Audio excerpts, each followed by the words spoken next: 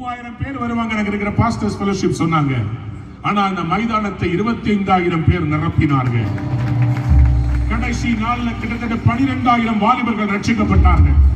அதை பார்த்த என் மகள் சொன்ன, ஆஸ்திரேலியா வேண்டாம், அமெரிக்கா வேண்டாம், எனக்கு இந்தியா வேண்டும், எனக்கு ஆத்துமாக்கள் வேண்டும். 2 பிள்ளைகளும் ஊழியம் செய்து கொண்டிருக்கிறாங்க. நான் உங்களுக்கு ஒண்ணே ஒண்ணு சொல்றேன், உபத்திரம் வரும், போராட்டம் வரும், ஏச்சு பேச்சுகள் வரும், விழுந்து போகிற செய்திகளை கேட்போம். ஆனா எதுவுமே சபையை ஒண்ணு செய்ய முடியாது. ஏன்னா சபை கர்த்தருடைய ஆவியானவரால் நடத்தப்படுகிறது. ஒரு 4வது பெந்தெகோஸ்தே அலை நம்முடைய தேசத்தில் வரும்படிக்கு எல்லாரும் ஒரு நிமிஷம் எழும்பி நிற்க போகிறோம்.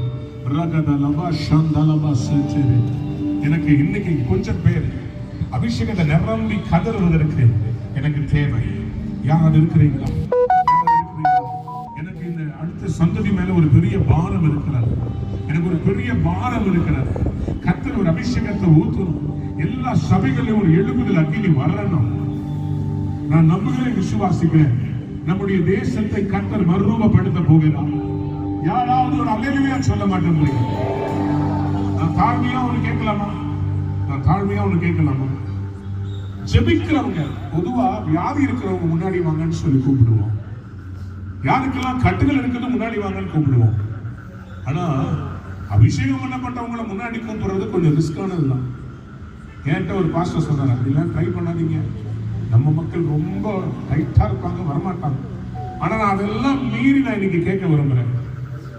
ஜெபிக்கிற அபிஷேகம் பண்ணப்பட்ட தேவ பிள்ளைகள் எலியாவினுடைய அறைகூவலை போல இந்த பலிபீடத்துக்கு பக்கத்துல வரும்படி உங்களுக்கு தெரியும். அது பின்னாடி அந்த பரிசுத்தவான்கள் எல்லாம் ஜெபம் பண்ணி கொண்டிருக்கிறாங்க.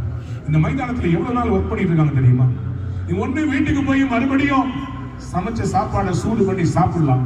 இல்லாவிட்டால் ஒரு 5 நிமிடம் நம்ம இந்த பட்டணத்துக்காக, இந்த தேசத்துக்காக ஜெபிக்க ஒரு 4வது அலை இந்த தேசத்தை வீச முன்னாடி வரீங்களா? சீக்கிரமா வாங்க. ஜெபிக்கிறவங்க, அபிஷேகம் பண்ணப்பட்டவங்க, தீர்க்கதரிசி, ஊழியம் செய்யறவங்க, சுவிசேஷ ஊழியம், கைப்பிரதி ஊழியம் கொடுக்கிறவங்க, உங்களுக்கு இந்த ஒரு அபிஷேகத்தின் அலை தேவை.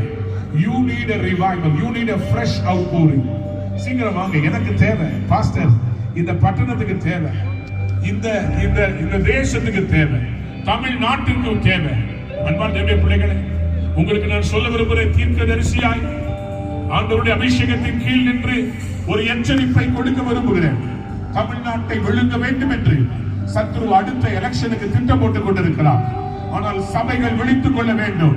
சபைகள் ஒருமனப்பட